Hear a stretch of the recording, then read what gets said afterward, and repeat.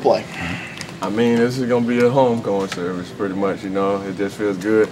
You know, just feels good to be back at home. I haven't played there since I've been in Clemson because my freshman year they came here, so it's definitely going to be good. What's your ticket situation?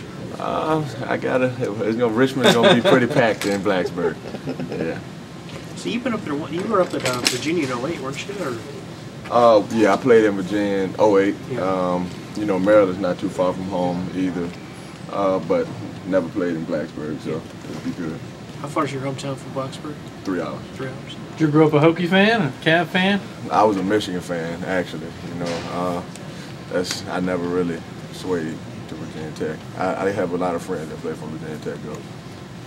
Talk about the challenge of going on the road, hostile environment. You guys haven't done it yet. Some of these young guys, Taj doesn't know what it's like yet. Sammy Watkins hasn't seen it yet. Just how much different is it?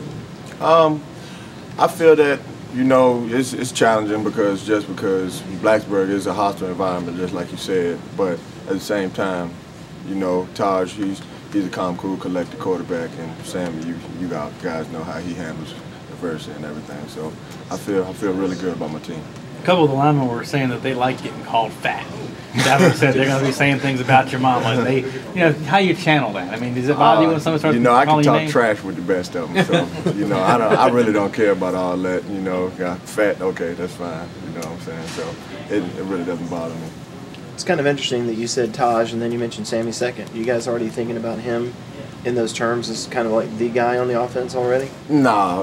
You know, we just have so many weapons on offense. Pretty much, you know, Taj is the leader on offense, but he mentioned Sammy, so I wanted to answer that.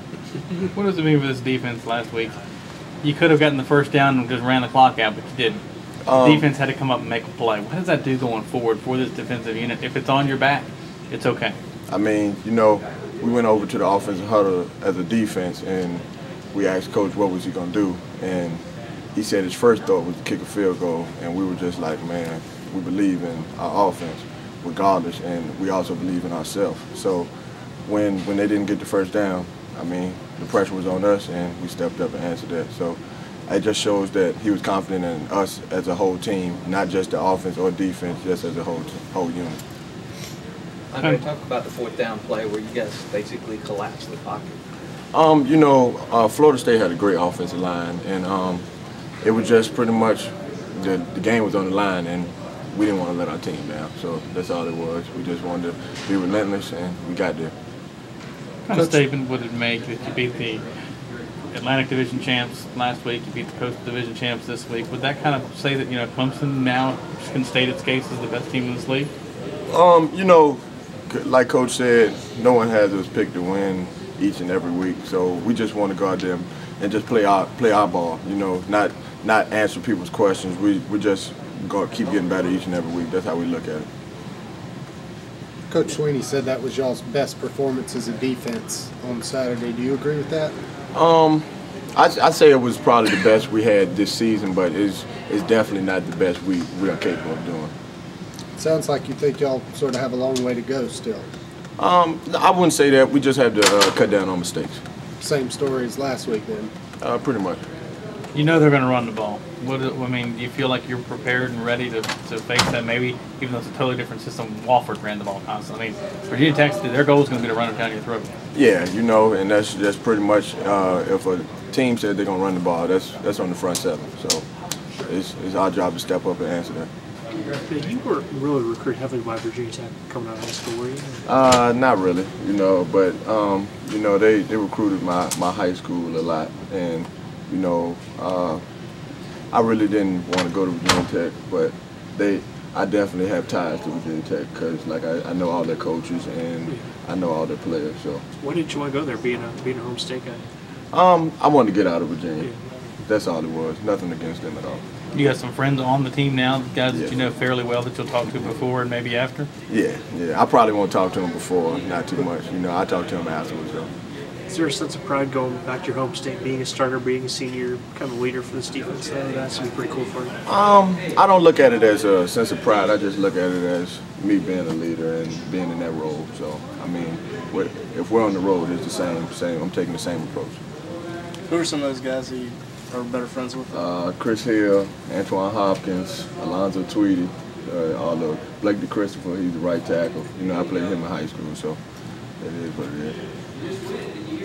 Have you heard from any of those guys? Have they tried to? No, we don't. I mean, we talk a lot, but we don't talk about the game or anything. We just keep in contact. So there haven't been any friendly Nah, trash talk not so far? trash talk. No, not at all. Do their two running backs present a unique challenge that you hadn't seen this season so far? You know, number 4, he definitely is a downhill runner, and people think of him as he might not be as big, but he's gonna run at you. Like, he's not gonna try to shy away from contact at all. So that's gonna be the challenge, and we just got to wrap up and tackle. How about the quarterback? He's a big guy, and a lot of people would say, "Oh, he's a big guy, can move."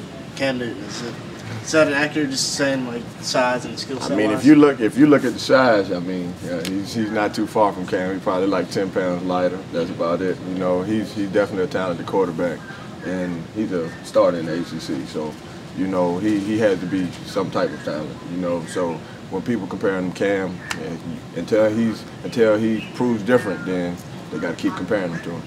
I know Wofford had an unusual offense. Florida State was doing quick passing, but what do you think? How do you think you guys are doing keeping pressure wise? Not necessarily just sacks, but I feel that we're doing pretty well, you know, but as a D line, we know we can get back there more and more. So we just don't want to be satisfied. We just want to keep getting there and keep being relentless on our pass rush.